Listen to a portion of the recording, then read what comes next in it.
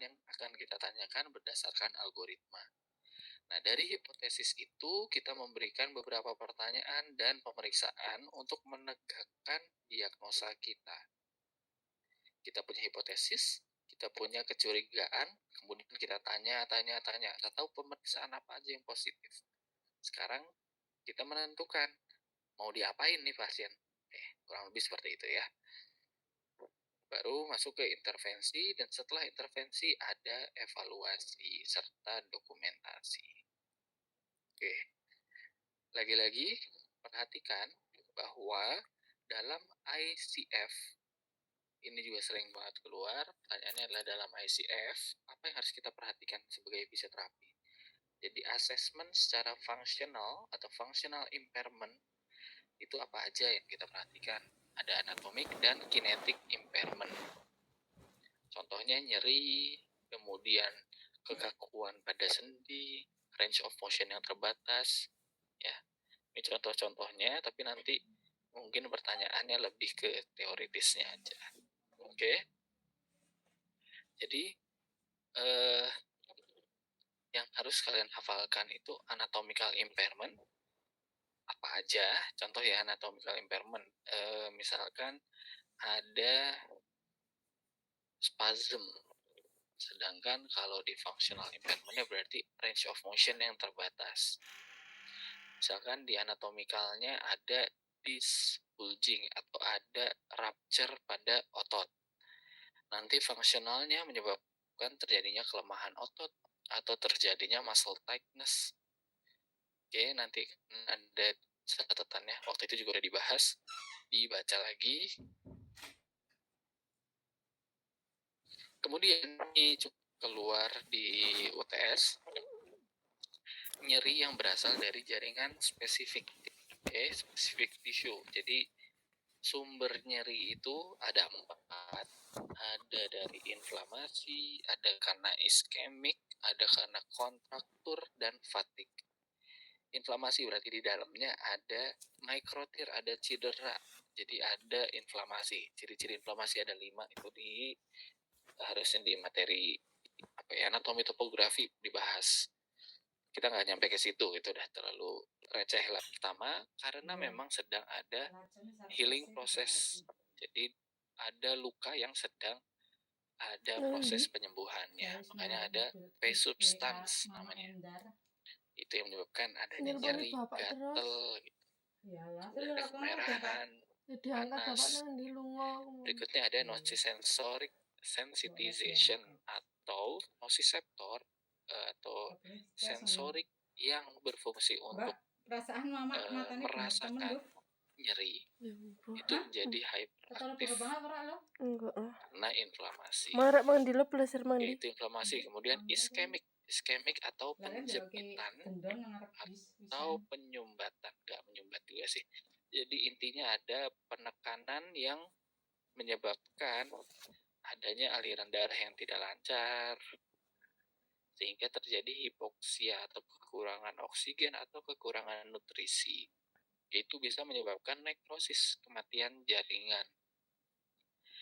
Itu yang pertama. Yang kedua, itu bisa menyebabkan inflamasi juga. Nah, inflamasi berarti balik lagi ke atas. Kemudian kontraktur atau pemendekan. Nah, itu akibat adanya perlengketan pada jaringan kolagen.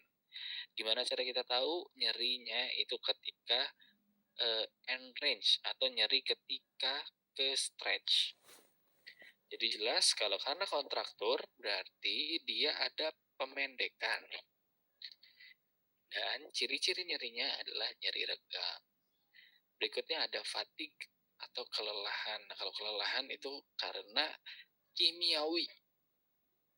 Jadi kalau kalian tahu pernah dibahas di kardio kemungkinan ada namanya proses asidosis. Jadi ada penumpukan asam. Kita cepat aja ya, ini udah pernah dibahas semua.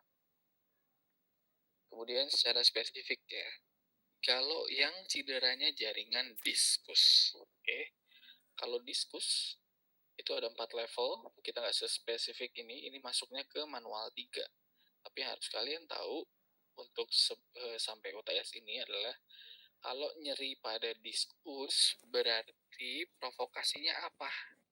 Provokasinya nyeri akibat kompresi jaringan sensitif di sekitarnya. Berarti ada tekanan. Oke, diskus itu bantalan sama kayak bursa. Berarti tesnya itu dikompresi. Spesifik tesnya namanya Spurling test 1. Oke, itu ditekan sehingga diskusnya mendapatkan pressure. Itu yang pertama. Yang kedua, setelah ditekan itu yang kita cari berarti nyerinya bertambah. Yang kedua, kita traksi. Oke, jadi kalau tadi ditekan, kalau sekarang malah diangkat, dikasih jarak. Berarti harusnya nyerinya berkurang. Oke, kemudian distraction test. Setelah ditarik, kemudian kita lepaskan, jadi dia harusnya kan bouncing. Jadi kayak per yang kalian tarik kemudian dilepas. Nah, itu berarti kita cari ada nyeri ketika kita lepas lagi. Traksi distraksi test. Oke. Kalau ini nggak nyampe ke intervensi, kalau diskus kalian nanti di manual 3. Tapi kalian harus tahu bahwa kalau nyeri yang berasal dari diskus itu kenapa? Itu ada 4 sebenarnya, ada 4 penyebab, yaitu iritasi pada ligamen longitudinal, kemudian iritasi pada dura mater, iritasi pada radix, dan iritasi pada saraf spinalis. Oke, 4 ini yang harus kalian tahu. Tesnya nggak akan sedetail itu, nanti itu di manual 3. Oke, kemudian permukaan sendi. Permukaan sendi tesnya juga kompresi. Jadi bedanya kalau diskus tadi itu hanya kita tekan, kalau permukaan sendi kita kompresi, kemudian kita gerakan sedikit. Jadi kurang lebih kayak bayangin bahwa tulang kita tekan, kemudian kita gesek. Nah, kalau memang problemnya dari permukaan sendi, berarti ketika kita kompresi atau spurling, nyerinya bertambah. Sedangkan ketika kita traksi atau kita angkat, nyerinya berkurang. Nah, ada satu lagi namanya natural apophyseal glide test atau NAGS test. Nah, kalau NAGS test itu kita gesekkan, intinya kita gesekkan sesuai dengan arah apofisialnya, arah faset, arah sendinya.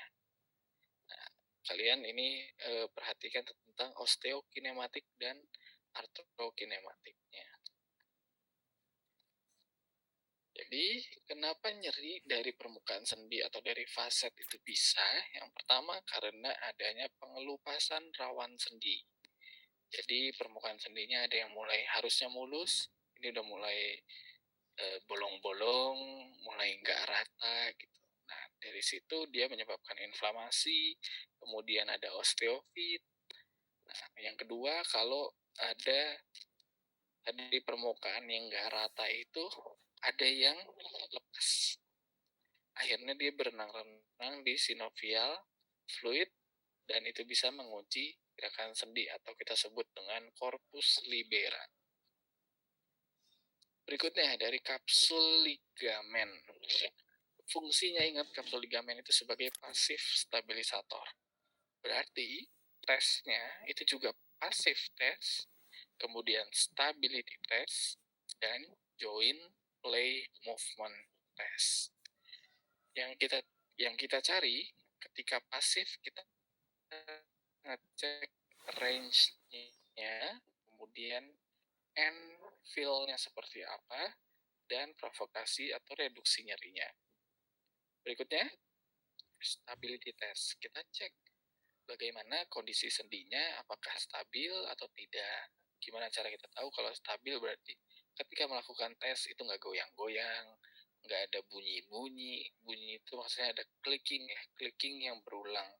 Beda sama gapping, cuma clicking sekali, habis itu hilang, itu berarti udara yang ketrap, kebuka. Kalau ini bisa kretek, kalian pasti punya salah satu sendi lah yang sering bunyi kayak gitu. Nah, itu ciri-ciri bahwa unstable. Dan yang terakhir, joint play movement untuk mengetahui kapsul ligamen yang mana. Jadi di tiap sendi, terutama kita bahas shoulder, ada 4 kapsul sendi. Ada anterior, inferior, superior, dan posterior. Oke. Joint play movement ini untuk ngecek kapsul yang mana yang memendek atau kapsul yang mana yang kendor gitu. Dan tesnya ini joint play movement itu antara kombinasi translasi, traksi, dan roll glide. Jadi sama kayak mobilisasinya. Nah, nyeri dari kapsul ligamen itu bisa diakibatkan oleh 3. Yang pertama ada sprain, ada cedera atau ada ruptur, ada sobekan. Kemudian karena immunoreaction dan immobilization. Kalau immobilisasi balik lagi sama kayak tadi, kayak kontraktur, adanya adhesion atau perlengketan pada intercollagen space. Kalau immune reaction itu terjadi efusi, balik lagi sama kayak fatigue, jadi ada acidosis. Nah, itu jadi ada nyeri. Kemudian inflamasi, sama inflamasi itu ciri-cirinya ada nyeri diam karena wound healing process atau aktivasi dari nociceptor. Nah, dari inflamasi ini bisa menyebabkan menjadi 2 hal. Antara dia jadi kendor atau dia jadi memendek. Oke, jadi antara dia jadi instability atau malah jadi kontraktur. Oke, ini ciri-ciri nyeri tinggal dibaca aja. Nah, ini yang lebih detail. Kita akan bahas tentang inflamasi jaringan otot dan tendon. Jadi ciri-cirinya itu biasanya terjadi spasm atau ada hipertonus pada otot. Oke, tahu ya, berarti ototnya kencang, tegang, nyeri. Nah, tesnya untuk otot itu kan prime mover dan aktif stabilisator. Ya, cara tesnya yang pertama adalah palpasi. Kita tekan di ototnya sendiri. Kemudian kita tes isometrik. Kita tes performa dia ketika memendek seperti apa. Yang ketiga, stretch test atau contract relax stretch. Untuk ngecek bagaimana kondisi otot atau tendon. Yang kita cari anvil, nyeri, kemudian tonus ototnya normal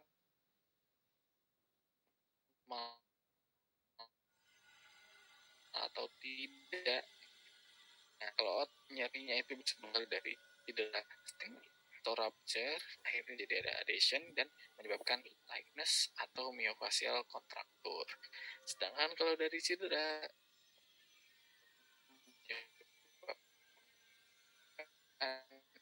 inflamasi, kendor atau mendek, di sini jadinya antara dia jadi weakness atau dia malah jadi spasm. Spasm lama-lama bisa menjadi muscle tightness. Berikutnya pada jaringan saraf. Nah, kalau saraf selalu ingat ciri-cirinya. Dia pertama kesemutan, lama-lama bisa jadi baal. Nyerinya, ciri-ciri nyerinya biasanya nyeri terus kok nyerinya kayak pindah, kayak menjalar.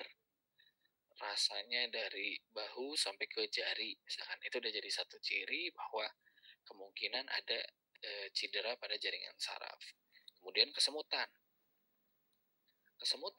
Nah ini yang harus kalian ingat dari saraf itu adalah area-areanya dan tesnya itu apa. Oke, jadi kesemutan itu biasanya spesifik nih, kesemutan dari mana sampai mana. Misalkan rasanya sih dari ketiak sampai ke jari tengah. Dari situ aja kita udah berpikir, oh ini area dermatom apa ya, ini area nervina apa ya. Nah kalau dari kesemutan berarti kita pakai yang dermatom. Area dermatomnya kalau jari tengah berarti nervus medianus.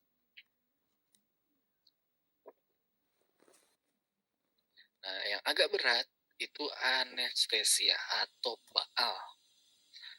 Nah jadi kalau baal itu levelnya berarti lebih berat daripada yang kesemutan. Bisa kita kategorikan seperti itu.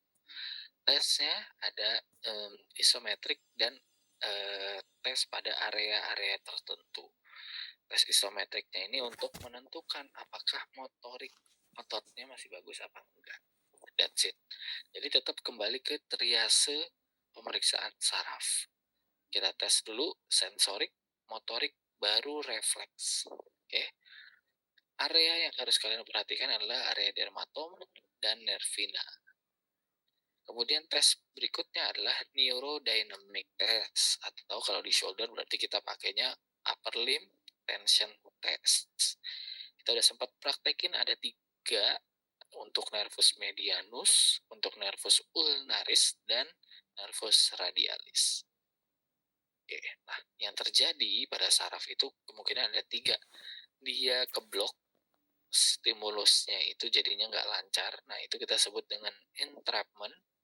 Kemudian inflamasi juga sama, dan sistemik. Kalau problemnya dari sistemik, itu biasanya ciri-cirinya kesemutannya itu konstan, tidak terprovokasi oleh gerakan, tidak terprovokasi oleh tes. Nah, itu kemungkinan bisa jadi sistemik atau karena adanya fibrosis. Oke, berikutnya ada joint motion. Joint motion ini berarti sendinya sendiri. Kalau tadi permukaan sendi, sekarang sendinya sendiri. Nah, sendi ini biasanya problemnya atasan gerak atau malah hyper, ya. Ini hypomobile. Kenapa bisa hypomobile atau gerakannya terbatas? Yang pertama terbatas oleh kapsul, yang kedua oleh struktur di dalamnya sendiri, yang ketiga oleh tendon atau otot.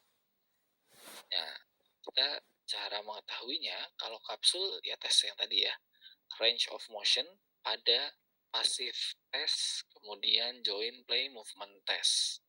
Kalau otot berarti isometrik, palpasi, dan contract, relax, stretch.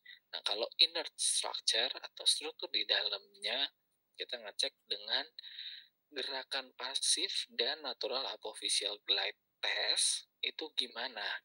Apakah mengunci dibandingkan dengan segmen yang lain, kok gerakannya lebih terbatas? Oke, nah berikutnya, kalau tadi kan ganjel, hypomobile, jadi dia keterbatasan gerak. Kalau sekarang kebalikannya, gerakannya malah kelebihan atau malah nggak stabil, jadi hypermobile dan instability. Kalau tadi ligamen sama ototnya kan cenderung memendek, akhirnya menyebabkan range of motionnya terbatas. Kalau di sini kebalik, ligamennya justru laxity, berarti kendor atau rupture atau putus gitu. Tendonnya juga sama, apakah dia jadinya lemah atau putus. Tesnya untuk hypermobility, kalau kapsul, ketika joint play movement test, kita ngerasain anvilnya elastic to empty. Jadi yang kayak contohnya kayak jempol, misalkan ketika ekstensi harusnya sudah terbatas, ini masih bisa lanjut terus sampai tulang ketemu tulang. Nah itu tidak normal, berarti itu empty anvil. Oke, berikutnya otot. Kalau otot kita ngetes dengan active stability test, isometrik dalam waktu yang cukup lama, atau endurance test bisa. Nah, yang ketiga ada bony structure atau dari bentuk tulangnya sendiri. Apakah ada deformitas? Itu bisa kita lihat, bisa kita ukur, kita bandingkan dengan segmen yang lain.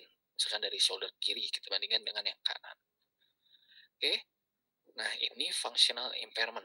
Ingat ya, jadi functional impairment itu ada nyeri, ada mobilitas, ada stabilitas, ada muscle performance, ada keseimbangan, ada pola jalan, dan fungsi dari tangan, hand function.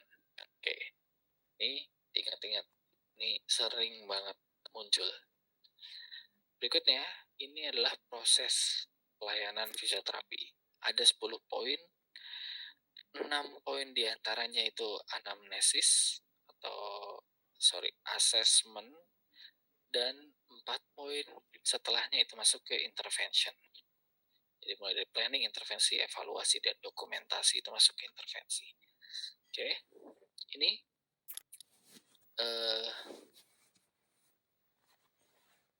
bagan hypothetic oriented algorithm for clinician tool.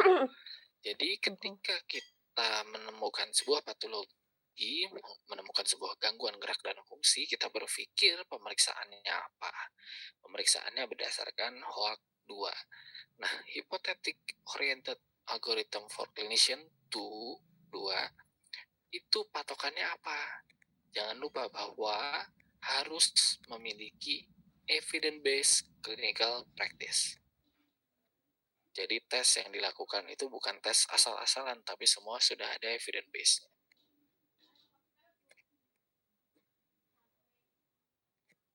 Nah, metode HOAC itu intinya adalah kita buat hipotesis, kemudian tiap tahap assessment itu dilakukan dengan 2 pilihan. 2 pilihan itu apa? Jadi gini, kalian perhatikan algoritmanya pada metode HOAC ya, atau assessment algoritma pemeriksaan. Pertanyaan yang kita berikan itu harus tegas dan harus memiliki cuma 2 option seenggaknya. Hanya 2 pilihan, yaitu yes or no. Iya atau tidak. Nyeri kaku pada pagi hari, iya apa tidak? Iya, bukannya kita mau galak ya, bukannya pasien yang nggak boleh cerita gitu ya. Tapi ini untuk mempercepat pemeriksaan kita supaya kita cepat dapat diagnosanya apa. Oke. Ingat lagi ya, saya ulang ini keluar. Jadi pada metode HOAC itu harus didasarkan oleh evidence-based clinical practice. Kemudian pola pertanyaannya pada tiap tahap asesmen, pertanyaan yang kita berikan harus tegas. Maksudnya apa? Hanya memiliki 2 pilihan jawaban, yaitu yes or no. Oke. Kemudian evidence-based clinical practice juga dilakukan atau tes yang kita berikan itu sesuai dengan evidence-based. Oke. Nah, kemudian dasar keilmuan yang harus kalian perhatikan ada body structure, sebelumnya ada anatomi dulu ya. Anatomi biomekanik, kemudian body structure, body function, impairment dan patologi, individual activity dan social participation, atau ini semua ada dalam ICF. Oke, kita masuk bahas sedikit lagi tentang anamnesis. Anamnesis, ingat apa yang harus ditanyakan? Keluhan utamanya kemungkinan adalah nyeri. Nah, kalau nyeri, sensasi yang kita tanya berikutnya apa aja yang harus kita dapat adalah jenisnya, distribusi, provokasi, dan peringanan. Kemudian mobilitas sendi, keterbatasannya oleh apa? Itu kita tahu dengan merasakan and feel-nya. Kemudian apakah ada kelemahan? Kita cari provokasinya juga dan peringanannya juga.